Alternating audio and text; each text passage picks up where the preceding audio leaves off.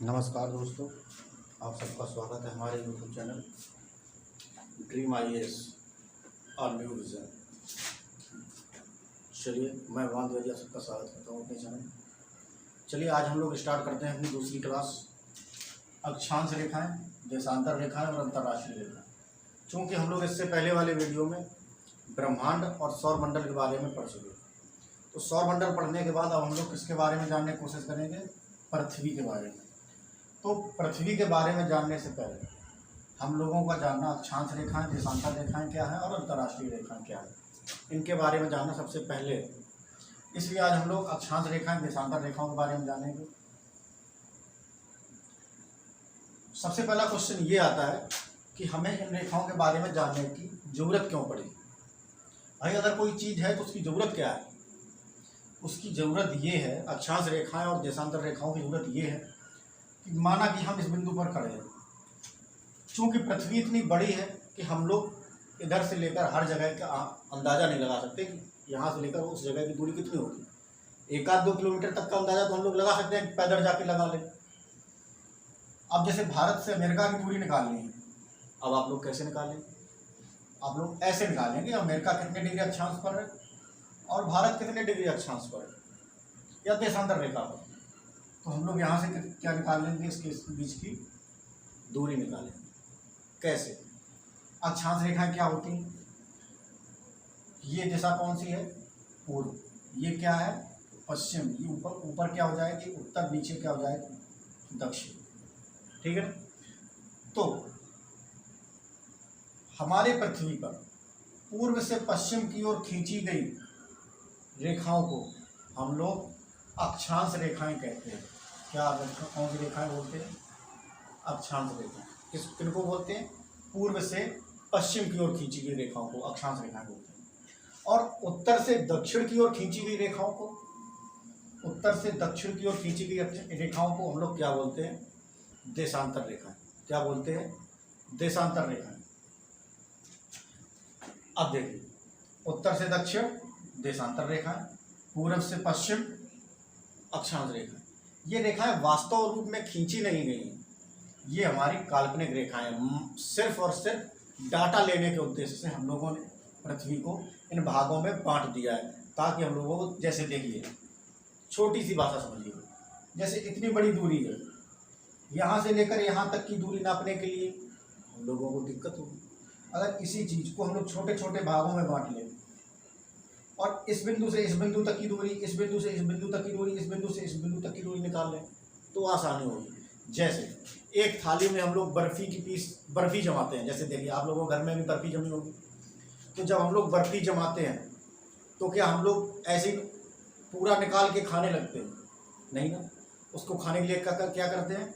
उसको पहले बीच से चक्कू से, आप लोगों ने भी दीपावली को ये किया होगा घर पे, अगर जिसके बर्फ़ी बनती होगी, उसको बीच से काट लेते हैं तो उसके पीस निकल आते हैं, फिर एक एक करके उसको खाते हैं। तो ऐसे ही हमारी पृथ्वी को किया गया है कि चूँकि पृथ्वी का आकार बहुत बड़ा है, इसलिए हम लोगों ने इसको छोटे छोटे भागों में बांट लिया। कैसे बांट लिया है? अक्षांश और देशांतर रेखाओं में करके। हमारे पृथ्वी पर कितनी अक्षांश रेखाएं जो पूर्व से पश्चिम खींची गई हैं? इन रेखाओं को हम लोग क्या बोलते हैं? अक्षांश रेखाएं। और ये रेखाएं कितनी हैं? अब नंबर फर्स्ट यहाँ पर ध्यान देना, जो पृथ्वी के बीचों बीच अक्षांश रेखा खींची गई है उस रेखा को हम क्या कहते हैं? 0 डिग्री अक्षांश रेखा। वो क्या है? 0 डिग्री अक्षांश रेखा। और 0 डिग्री अक्षांश रेखा को हम लोग क्या कहते हैं? भूमध्य रेखा। यानी भू के मध्य से, पृथ्वी के मध्य से जो खींची गई उसको हम क्या कहते हैं? भूमध्य रेखा। और ये कितने डिग्री अक्षांश रेखा है? 0 डिग्री अक्षांश रेखा। 0 डिग्री अक्षांश रेखा के ऊपर यानी उत्तर की ओर, जिसको हम उत्तरी अक्षांश बोलते हैं। क्या बोलते हैं? उत्तरी अक्षांश। उत्तरी अक्षांश में कितनी अक्षांश रेखाएं हैं? 90, अर्थात 90 डिग्री। ऐसे ही जैसे उत्तरी अक्षांश में, ऐसे ही दक्षिणी अक्षांश में है। दक्षिणी अक्षांश में भी कितनी अक्षांश रेखाएं हैं? 90 अक्षांश रेखा, 90 डिग्री तक। तो टोटल हमारी पृथ्वी पर अक्षांश रेखाओं की संख्या कितनी हो गई? 180। चूँकि 0 डिग्री अक्षांश रेखा भी एक अक्षांश रेखा है, इसलिए एक और जोड़ दें इसमें, तो हमारे पृथ्वी पर कुल अक्षांश रेखाओं की संख्या कितनी हो जाएगी? 180। 81। ऐसे ही हमारे पृथ्वी पर देशांतर रेखाएं भी खींची गई जो उत्तर से दक्षिण की ओर खींची गई, ठीक है ना। ये 0 डिग्री देशांतर रेखा है। क्या है? 0 डिग्री देशांतर रेखा। इसके पूर्व में खींची गई रेखाएं कितनी है? 180। और 0 डिग्री देशांतर रेखा के पश्चिम में खींची गई देशांतर रेखाएं कितनी है? 180। तो टोटल हमारे पास कितनी देशांतर रेखाएं हो गई? 180 और 180 360 और एक 0 डिग्री देशांतर रेखा, तो +1 टोटल कितनी देशांतर रेखा हो गई? 361। हम लोग इसको 360 और 180 भी बोल सकते हैं, 0 डिग्री को ना जोड़े अगर तो, ठीक है ना। अब देखिए, ये हमारी 0 डिग्री अक्षांश रेखा है और ये हमारी 0 डिग्री देशांतर, तो ये पृथ्वी का क्या हो गया? मिलन बिंदु, ठीक है। अब देखिए, एक देशांतर रेखा और एक अक्षांश रेखा के बीच की, एक देशांतर रेखा और एक दूसरी देशांतर रेखा, सॉरी, एक देशांतर रेखा से दूसरी देशांतर रेखा के बीच की दूरी, इसको नोट कर लेना किताब में। एक देशांतर रेखा से दूसरी देशांतर रेखा के बीच की दूरी कितनी होती है? 111 किलोमीटर। लिख लो, कितनी दूरी होती है? 111 किलोमीटर, ठीक है। एक देशांतर रेखा से दूसरी देशांतर रेखा के बीच की दूरी 111 किलोमीटर। अब देखिए, एक देशांतर रेखा से दूसरे देशांतर के बीच 111 किलोमीटर की दूरी। अब ध्यान देना, हमारी पृथ्वी अपने अक्ष पर कितनी देर में घूम जाती है? 24 घंटे में। कितनी देर में घूमती है? एक चक्कर अपना पूरा चक्कर कितनी देर में लगाती है? 24 घंटे में। तो जब अपना एक चक्कर लगाती है तो वो कितने डिग्री घूम जाती है? 360 डिग्री, और 24 घंटे में घूमती है। तो इसका मतलब क्या हुआ कि एक घंटे में कितने डिग्री घूमेगी? एक घंटे में कितने डिग्री घूमेगी? 15 घंटे। एक 15 डिग्री, सॉरी, एक घंटे में कितनी घूमेगी? 15 डिग्री। तो 15 डिग्री बराबर कितना हो जाएगा? 60 मिनट। एक घंटे को हम मिनट में बदल दें तो 60 मिनट। तो 15 डिग्री बराबर 60 मिनट, तो 1 डिग्री बराबर 4 मिनट। इसका मतलब है कि हमारी पृथ्वी, ध्यान देना, इसका मतलब है हमारी पृथ्वी 1 डिग्री घूमने में कितने देर का समय लेती है? 4 मिनट का। और 1 डिग्री पर, यहाँ पर हमने आपको बताया, 1 डिग्री के बीच की दूरी कितनी है? 1 डिग्री के बीच की दूरी है 111 किलोमीटर। कितनी दूरी है? 111 किलोमीटर। अब देखिए, हम आपको भारत की दूरी निकालना बताते हैं। भारत का मैप क्या है? ये रहा भारत का मैप।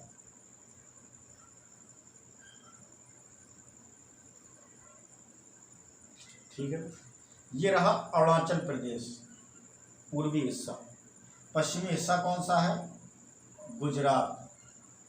ठीक है, भारत का पश्चिमी और पूर्वी अक्षांश क्या है? 68.7 ये डिग्री, ये क्या है भारत का पश्चिमी अक्षांश। 97.25 डिग्री, ये क्या है भारत का पूर्वी अक्षांश। अब देखिए, इन दोनों के बीच का अंतर कितना निकलेगा? 29.5 कुछ निकलेगा। ठीक है, इसको हम 30 मान लेते हैं कि 30 डिग्री का अंतर है हमारे गुजरात और पूर्व सुबह सूर्य जो निकलता है वो सबसे पहले कहाँ निकलेगा? पूर्व दिशा में। पूर्व दिशा में हमारे पास कौन सा राज्य है? अरुणाचल प्रदेश। तो इसका मतलब है कि सूर्य सबसे पहले भारत में कहाँ निकलेगा? अरुणाचल प्रदेश में। कहाँ निकलेगा? अरुणाचल प्रदेश में निकलेगा। मैप खोल ले, किताब खोल ले, मैप की ऑक्सफोर्ड की किताब ले आए आप, उसको खोल लें। अगर आप मैप देखकर नहीं पढ़ेंगे तो आपको कुछ भी समझ में नहीं आएगा। आ भी जाएगा, अभी समझ में आ जाएगा, थोड़ी देर बाद आप भूल जाएंगे। इसलिए अपने पढ़ी हुई पढ़ाई को ज़्यादा समय तक चलाने के लिए आपको मैप का सहारा लेना चाहिए, और वो भी जियोग्राफी के लिए मैप तो मोस्ट इम्पॉर्टेंट है। इसलिए आप लोग जाएं और ऑक्सफोर्ड की जो एटलस की बुक आती है उसको ले आएँ और उससे पढ़ाई करें। ठीक है ना। तो भारत के यहाँ से यहाँ तक की दूरी कितनी है? 30 डिग्री का अंतर है। तो जब 1 डिग्री में 4 मिनट हो रहा था। तो 30 डिग्री में कितना हो जाएगा, 30 चौको 12, 120 मिनट का अंतराल हो जाएगा। 120 मिनट का मतलब 2 घंटे। इसका मतलब है कि सूर्य अगर अरुणाचल प्रदेश में 5 बजे निकलेगा तो गुजरात में कितने बजे निकलेगा, 7 बजे, क्योंकि गुजरात 7 बजे, 2 घंटे पीछे, ये बाद में पहुंचता है सूर्य के सामने, 2 घंटे बाद पहुंचता है सूर्य के सामने, तो यहाँ पे सूर्य 2 घंटे बाद ही निकलेगा, तो 2 घंटे का अंतर हो जाएगा। अब देखिए, क्या ऐसा हो सकता है कि सूर्य अरुणाचल प्रदेश में 5 बजे सुबह हो जाए और गुजरात में 7 बजे? नहीं होगा। इसके लिए हम लोगों ने क्या सोल्यूशन निकाला है, एक मानक समय रेखा बना, कितने डिग्री पर, 82.5 डिग्री पर, जो कि इलाहाबाद के नैनी से गुजरी हुई है, इलाहाबाद के नैनी से गुजरी हुई है, ठीक है ना। इससे क्या हुआ कि यहाँ पर जितने टाइम सुबह होगी पूरा भारत उतने टाइम को सुबह मानेगा, ठीक है ना। तो एक ये मानक समय रेखा बना। अब देखिए, भारत के समय को बचाने के लिए हमने मानक समय रेखा बना ली, ध्यान देना, भारत के समय को बचाने के लिए हमने क्या बना ली, मानक समय रेखा। भारत के समय को आगे पीछे ना होने दें इसलिए बना दी। अब लेकिन पूरे विश्व में भी तो यही होता है, क्योंकि सूर्य पूरब में पहले निकल आएगा, पश्चिम में बाद में निकलेगा। पर पूरब में सबसे पहले कौन सा देश है, जापान, इसीलिए जापान को कौन सा देश बोलते हैं, उगते हुए सूर्य का देश बोलते हैं जापान को। अब जापान में तो सुबह सुबह बहुत जल्दी निकल आएगा सूर्य, और ये तो बहुत दूरी है इसके बीच में, तो अमेरिका में तो बहुत देर में निकलेगा।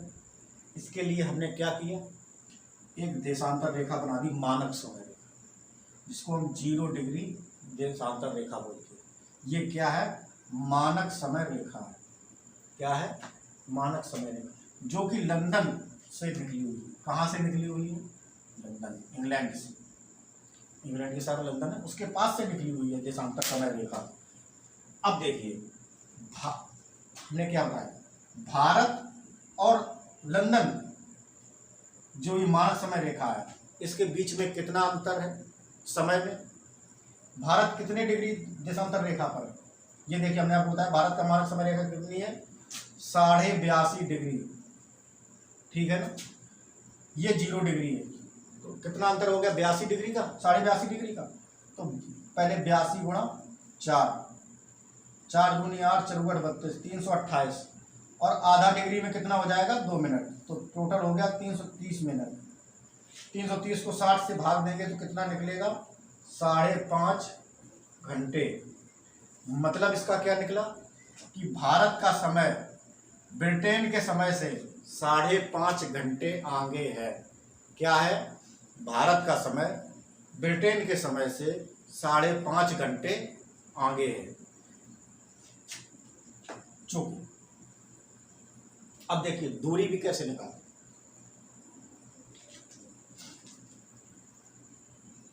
भारत कितने डिग्री पर है, 82.5 डिग्री, ठीक है ना। भारत का, मान लीजिए इलाहाबाद से हम लंदन के बीच की दूरी निकालते हैं, लंदन कितने डिग्री पर है, 0 पर, भारत कितने डिग्री पर है, 82.5 डिग्री। अब हमें क्या करना है, 82 में 82.5 में 111 का भाग दे देना है, दूरी निकल के आ गई। मान लीजिए कोई व्यक्ति 1 डिग्री अक्षांश पर है और दूसरा व्यक्ति 5 डिग्री अक्षांश पर है, तो हम 1 और 5 के बीच की दूरी कैसे निकालें, 1 और 5 का अंतर निकाल दें, उसमें 111 का गुणा कर दें। 1 और 5 के बीच का अंतर कितना हो गया, 4, उसमें गुणा कितने का करेंगे, 111 का, तो कितनी दूरी होगी, 444 किलोमीटर। यानी ये व्यक्ति ये जगह या ये व्यक्ति इस जगह या इस व्यक्ति से 444 किलोमीटर की दूरी पर है। अब आपको समझ में आ गया होगा कि कैसे हम लोग निकालेंगे। अब देखिए, अक्षांश और देशांतर रेखाओं को समझ लिया, अक्षांश रेखा और देशांतर रेखा। अब आपने सुना होगा कि 23.5 डिग्री दक्षिणी अक्षांश को हम लोग क्या बोलते हैं, मकर रेखा, और 23.5 डिग्री उत्तरी अक्षांश को हम लोग क्या बोलते हैं, कर्क रेखा। अब इन लोगों को हमें कर्क रेखा और मकर रेखा बोलने की जरूरत क्यों पड़ी, मान लीजिए जैसे सारी रेखाएं वैसे ये रेखाएं, अब हमने इनको कर्क क्यों बोला, इनको मकर क्यों बोला, क्योंकि इधर पे और भी 90 रेखाएं थी, इधर भी 90 रेखाएं, तो इसको हमने क्यों बोल दिया मकर रेखा और इसको कर्क रेखा? मतलब इसका मतलब अगर हम किसी का नाम रखते हैं तो वो कुछ खास है हमारे लिए। जैसे दुनिया में और भी लड़कियां होती हैं, गर्लफ्रेंड लड़कियां होती हैं, जो हमारी गर्लफ्रेंड होती है उससे हम क्या बोलते हैं, बाबू से, उसका अलग से नाम रखते हैं। ऐसे ये कुछ हमारे लिए खास होगी, इसीलिए हमने उनका कुछ नाम रखा है। जैसे हमारे लिए 0 डिग्री भूमध्य रेखा इम्पोर्टेंट थी, उसके लिए हमने क्या रखा, भूमध्य रेखा या विषुवत रेखा, है ना। तो इनको हमने क्यों नाम रखा? चूंकि हमारी पृथ्वी अपने अक्षांश पर 23.5 डिग्री झुकी हुई है। कितनी झुकी हुई है? 23.5 डिग्री ऐसी है, झुकी हुई है। और ये हमेशा अपने जगह पर अपने अक्ष पर घूर्णन करती रहती है और सूर्य का परिक्रमण करती रहती है। तो ये क्या करती है, जैसे देखिए सूर्य हमेशा, आप इधर से देखिए, ये रहा सूर्य, ये रही भूमध्य रेखा, ये रही कर्क रेखा और ये रही मकर रेखा। सूर्य क्या होता है, सूर्य वर्ष भर कर्क रेखा पर लंबवत पड़ता है। लंबवत का मतलब क्या होता है, अपनी परछाई अपने पैर के नीचे होनी चाहिए, इसको बोलते हैं लंबवत, यानी डायरेक्ट सीधा। तो सूर्य की जो किरणें होती हैं ये विषुवत रेखा पर, कर्क भूमध्य रेखा पर साल भर क्या पड़ती हैं, डायरेक्ट पड़ती हैं, सामने से पड़ती है, लंबवत होता है। लेकिन चूंकि पृथ्वी अपने अक्ष पर झुकी हुई है तो ये क्या करती है, जब ये घूमती है तो ये क्या करती है कि कभी इसकी किरणें लंबवत कर्क रेखा पर पहुंच जाती हैं तो कभी मकर रेखा पर। चूंकि 23.5 डिग्री झुकी हुई हैं तो 23.5 डिग्री ये क्या होता है, ऊपर नीचे होता है, सूर्य नहीं होता है, पृथ्वी होती है। पृथ्वी ऐसे ऐसे, अब ये ऐसे घूमती, ऐसे ऐसे करती है, तो जब ये ऐसे होती है तो इधर पे लंबवत हो जाता है ये बिंदु, और जब ये ऐसे होती है तो ये बिंदु इस बिंदु पर लंबवत हो जाता है। इसको हम लोग बोलते हैं, ऊपर का साइड को कर्क रेखा और इस साइड को बोलते हैं मकर रेखा। तो जब ये पृथ्वी सूर्य के तरफ अपना इस बिंदु को करती है 23.5 डिग्री तक, जो कि 23.5 डिग्री झुकी हुई है, तो इसको हम लोग क्या बोलते हैं, उत्तरायण, क्योंकि ये उत्तरी अक्षांश है। और इसको हम लोग क्या बोलते हैं, कर्क रेखा। और जब ये दक्षिणी बिंदु आता है इसके सामने 23.5 डिग्री, तो हम लोग इसको क्या बोल देते हैं, मकर रेखा। और इसी उत्तरायण और दक्षिणायन के कारण हमारे पृथ्वी पर मौसम में परिवर्तन होता है। जब सूर्य कर्क रेखा पर लंबवत होता है तो उत्तरी गोलार्ध में गर्मी का मौसम होता है, और जब सूर्य दक्षिणी गोलार्ध में लंबवत होता है तो ऑस्ट्रेलिया में गर्मी का मौसम होता है, दक्षिणी गोलार्ध में गर्मी का मौसम होता है। उत्तरी गोलार्ध में, हमारा देश किस गोलार्ध में है, भारत उत्तरी गोलार्ध में, तो इसका, और कर्क रेखा भारत के बीचों बीच से गुजरी हुई है। अब आपको कमेंट में ये करके बताना है कि कर्क रेखा भारत के कितने राज्यों से गुजरी है और कौन कौन से राज्य हैं। 2-4 राज्य हम आपको बता भी दें, जैसे गुजरात है, ठीक है ना, एक तो गुजरात हो गया, बाकी के 7 राज्य आपको बताने हैं, ठीक है ना, कमेंट करके। तो भारत का कौन से कर्क रेखा भारत में है, तो भारत, इसका मतलब उत्तरी अक्षांश में, और भारत में गर्मी कब पड़ती है, मई और जून में। इसका मतलब है सूर्य उत्तरायण कब होता है, मई और जून में। भारत में सर्दी कब पड़ती है, नवंबर और दिसंबर में, तो इसका मतलब है सूर्य दक्षिणायन कब होता है, नवंबर और दिसंबर में। कब होता है, नवंबर और दिसंबर में। सूर्य 21 और 22 दिसंबर, ठीक है ना। 21 और 22 जून को सबसे बड़ा दिन होता है उत्तरी गोलार्ध में। इसका मतलब सूर्य जो उत्तरी गोलार्ध में उत्तरायण होता है वो 21 और 22 जून को लंबवत बिल्कुल डायरेक्ट हो जाता है, ठीक है ना। अब आप शायद समझ गए होंगे कि मौसम में परिवर्तन क्यों होता है, कर्क रेखा, मकर रेखा क्या है, अक्षांश रेखाएं और देशांतर रेखाएं क्या हैं, और इनकी जरूरत क्यों पड़ी थी हम लोगों को। चलिए आज का वीडियो यहीं कंप्लीट होता है। नेक्स्ट वीडियो में मिलते हैं भू आकृति विज्ञान, जियोमॉर्फोलॉजी के साथ, क्योंकि इससे पहले हम लोग ब्रह्मांड और सौरमंडल पढ़ चुके हैं।